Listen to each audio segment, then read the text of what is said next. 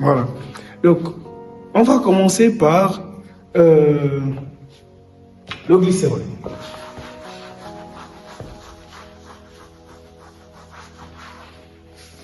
Donc, on va commencer par le glycéraldéhyde. Bon, c'est un corps très connu. Et je vais, laissons le glycéraldéhyde. Prenons un corps inconnu. On va prendre COH ici. C2OH. Ici, je vais mettre un OH ici un OH. Voici la forme linéaire. Ah, c'est la forme linéaire de quoi? Ici, on a affaire à un aldose. Un aldose ici. Ici, c'est un aldose. Aldose. Alors, pourquoi je dis qu'ici, c'est un aldose? Parce que en haut ici, en haut de mon groupement, tout au sommet, ici, c'est l'aldéhyde que je vois. C'est bon? Donc, dès lors que dans un corps, je vois l'aldéhyde au sommet, un corps qui a cette forme-là, c'est sa forme linéaire, dès lors qu'un corps qui a cette forme-là, au sommet, je vois l'aldéhyde, c'est un aldose. C'est bon? Donc, c'est un aldose. Et c'est très important, en fait, de retenir ça. Alors, on va aller pas à pas. Donc, ici, on a dit c'est un aldose, parce qu'ici, on voit aldéhyde. Aldéhyde. Voilà. Qu'est-ce qu'on remarque encore? Voilà ce qu'on remarque. Ici, on a un carbone secondaire. Carbone secondaire. Ici.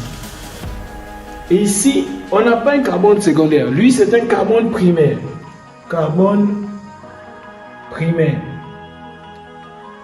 Donc, voici la configuration d'un sucre simple ou monomère de glucides ou ose. Donc, les oses, pour reconnaître un ose, on doit avoir une fonction qui prime. Au départ, soit c'est l'aldéhyde, soit c'est l'acétone. On va voir avec l'acétone tout de suite.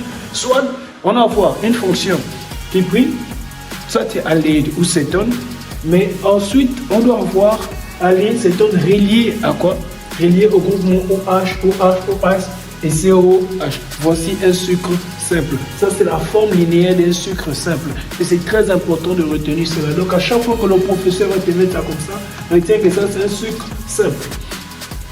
Voilà quoi. Il a un nom. Bon, pour l'instant, on n'est pas encore au niveau du nom. Pour l'instant, on est au niveau de reconnaître. Donc, voici un ose.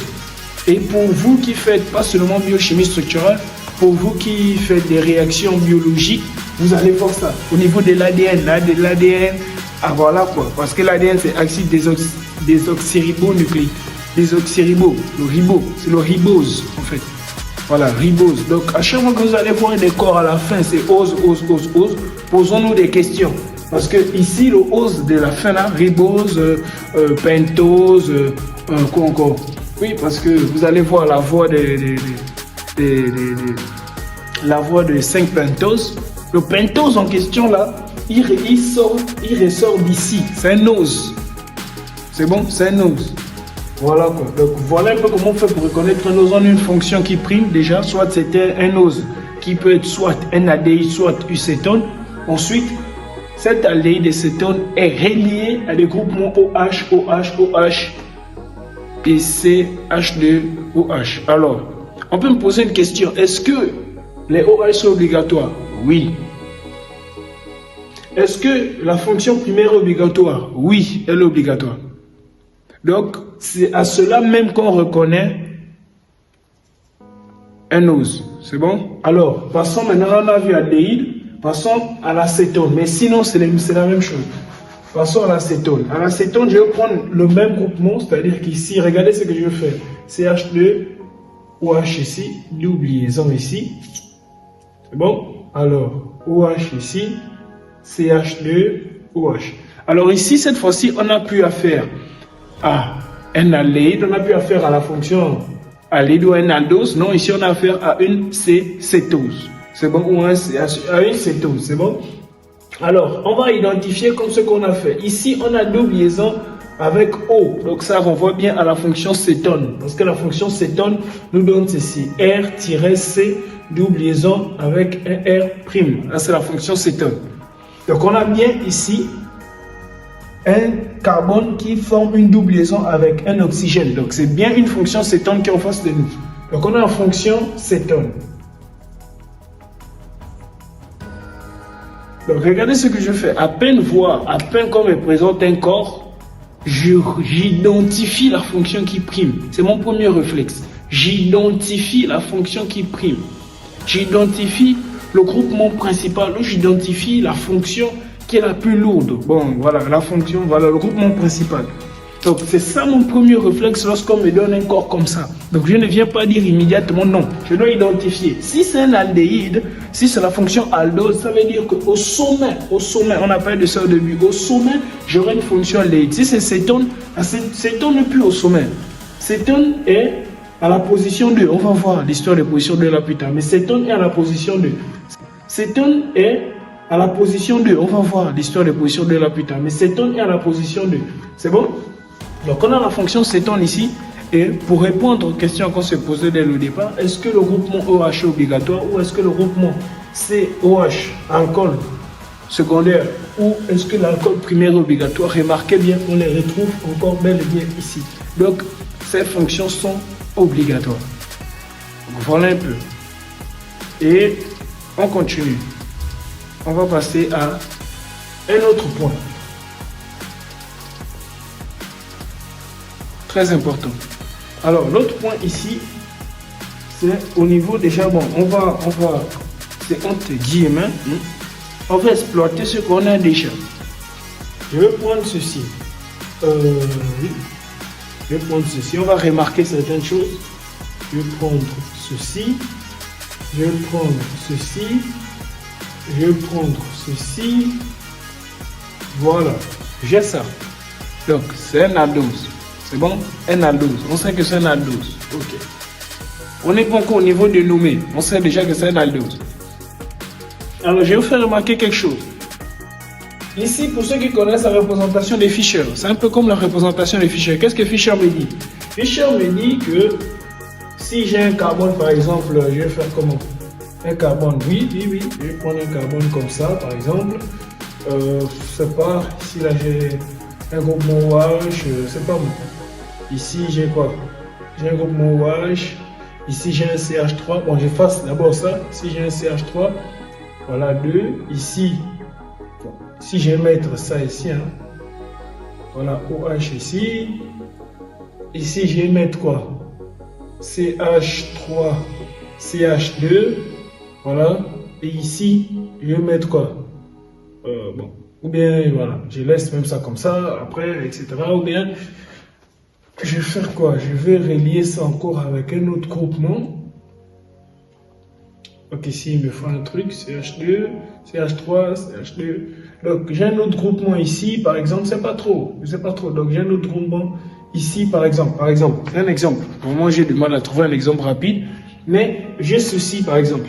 Fischer me dit quoi? Fischer me dit qu'on prend le groupement le plus oxygéné qu'on place au sommet, et ensuite, en bas, on place le groupement le moins oxygéné, et après, donc, pour ceux qui ne connaissent pas, il faut juste aller voir nos vidéos sur les nomenclatures. Donc, c'est ce que Fischer nous dit ici. Mais ici, c'est une représentation de Fischer que l'on a là. Une représentation de Fischer. C'est bon? Mais ce n'est pas Fischer dont on cherche à avoir ici. Donc ici, déjà, j'ai un carbone. C'est comme si cette chaîne que vous voyez là, son équivalent, c'est ceci. CHO. Ici, j'ai un carbone qui est relié à un OH. Ici encore, j'ai un carbone qui est relié à un OH. Ici, j'ai un CH2OH. C'est bon? Voilà, le OH n'est pas ici, le OH est là. Donc, voyez un peu son équivalent. Ah, c'est son équivalent. Donc, ici, il y a les carbones. C'est très important. Ici, ce n'est pas seulement les H comme ça, ce sont les H qui sont reliés au carbone.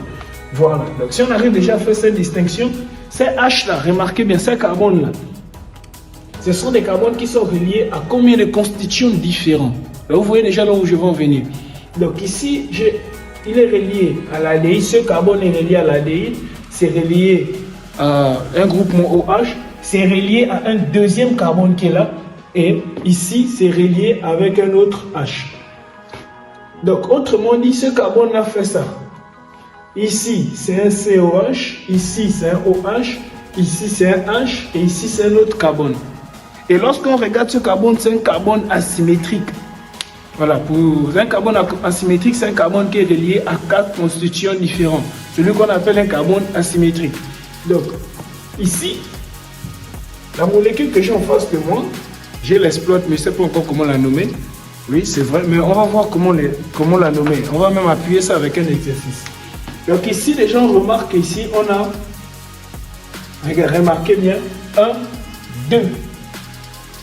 2 carbones asymétriques. 2 carbones asymétriques. 2 carbones asymétriques.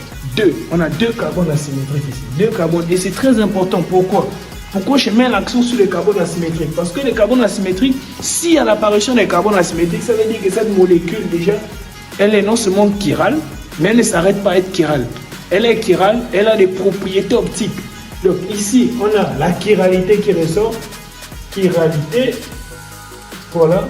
On a les propriétés optiques, c'est-à-dire qu'elle est capable de réfléchir la lumière. Elle est capable de dévier la lumière. Donc c'est très important. Donc elle est capable de déviation de la lumière. Voilà quoi. Donc si un carbone asymétrique, on a déjà ceci. Ces propriétés-là ressortent. Déjà la molécule, elle est chirale. Que veut dire chirale? Chirale veut dire qu'elle n'est pas superposable sur elle-même. Voilà quoi. Et chirale implique également que cette molécule peut avoir des énantiomères. Énantiomères. Alors, pourquoi j'y vais petit à petit? Parce que vers la fin, on va vraiment aller très vite. Donc, ici, déjà, le fait qu'il y ait des carbones asymétriques et le fait que la molécule soit chirale, on en déduit directement, déjà, que la molécule a des propriétés optiques, c'est-à-dire elle dévie la lumière, elle a des propriétés optiques. Moi, ici, c'était propriété optique. Propriété optique. Donc déjà, elle a des propriétés optiques. Elle a des énantiomères. C'est bon? Ou voilà quoi. Des stéréoisomères. On va les nommer. On va connaître comment on appelle ce genre de corps. Donc voilà un peu. Elle a des propriétés optiques. C'est bon? Donc on va exploiter tout ce qu'on vient de dire. On va exploiter tout ça. Alors déjà, avant d'arriver là-bas, avant de commencer, c'est difficile de connaître quelqu'un si on ne sait pas comment la personne s'appelle. Il faut déjà avoir une intimité avec la personne pour connaître qui est cette personne. Donc ici, c'est notre cas ici. Ici, on a combien de carbone? On veut nommer ça. Déjà, on veut nommer ça. Nommer, voilà. Nommer. Vu qu'il y a la fonction ADI d'en haut, c'est que c'est un aldose, mais ce n'est pas tous ceux qui auront la fonction ADI d'en haut, tous ceux qui vont répondre à ces critères-là, qu'on va commencer à dire aldose, vous êtes tous des aldoses, non. Ça va dire, on va dire tétra, par exemple, ici on va dire même quoi, pentaaldose, non, c'est pas ça, pentaaldose, tétraaldose, trialdose, non, c'est pas de ça dont il s'agit ici.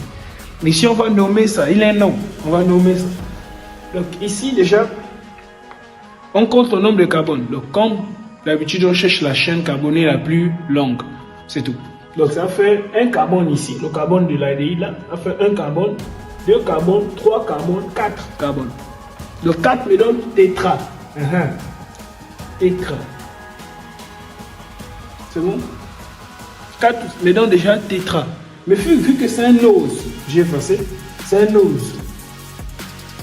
Vu que c'est un ose, on va le nommer tétrose. C'est bon? Tétrose. Si ici il n'y avait pas un carbone, si j'efface ça devait me donner triose. Si même là encore, triose, pourquoi? Parce qu'il n'y a plus un carbone ici. Si là encore j'ajoute des carbones, c'est-à-dire que je mets un carbone là, je mets un carbone là, et je remets celui que j'ai effacé, ça me fait en tout ça me fait voilà, 1, 2, 3, 4, je remets un carbone ici, OH, je remets celui que j'ai effacé, OH, je remets un OH ici. Ça veut dire que là où il y a des OH, il y a des carbones. Là où il y a des OH, il y a des carbones. C'est une astuce. Là où vous voyez des OH, ça veut dire qu'il y a un carbone là. OH est toujours lié à un carbone. Voilà quoi. Donc ici, ça me fait 1, 2, 3, 4, 5, 6. 6, ça me donne quoi? Exose. Exose. Voilà, exose, c'est bon? Donc, voilà un peu. Mais là, on a fait avec l'aldéhyde. Comment on nomme ça l'acétone? Donc, c'est la même chose, c'est toujours ose à la fin. C'est à cause qu'il faut arriver à un moment où on va les différencier. Alors, commençons par tout ce qu'on venait de dire.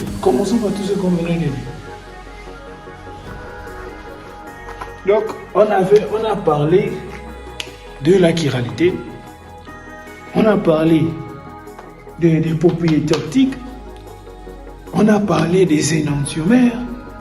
Il faut voir tout ça. On reprend notre même molécule. OH ici, OH, CH2, OH. Alors, on reprend notre même molécule ici. Alors, de quoi s'agit-il ici? Ici, déjà, je vois que j'ai deux carbones asymétriques. Lui, ce n'est pas un carbone asymétrique. Un carbone asymétrique est celui qui est relié à 4 constituants différents. Lui, il n'est pas relié à 4 constituants différents, il est relié qu'un seul carbone. Lui aussi, il est relié qu'un seul. On prend celui qui est relié à 4 constituants différents. Lui, il est relié à 4 constituants différents. Pourquoi? Parce que ce carbone est relié à un autre qui fait OH, est relié à un autre carbone qui fait le lien à OH. Ce carbone est relié avec OH, il est relié avec CH2OH et lui, et ici, il est relié avec un H. Ça fait 4 constituants différents. Ce carbone a fait 4 constituants différents. Celui-ci également fait aussi 4 constituants différents. C'est à retenir. Donc voici, on a les carbones asymétriques qu'on a détectés ici. Alors, comment on fait pour trouver les énantiomères? Remarquez bien, c'est comme un parallélisme avec ce qu'on a vu dans la biochimie moléculaire. Donc voilà quoi, avec ce qu'on a vu dans la chimie organique. Alors ici, le nombre des énantiomères,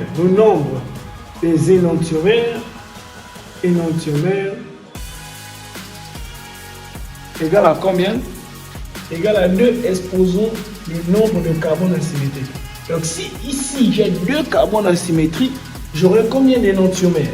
Donc le nombre d'énantiomères ici, Ne, ça me fait 2 exposons 2. Donc ça va me faire combien? Ça va me faire ici 4. C'est bon?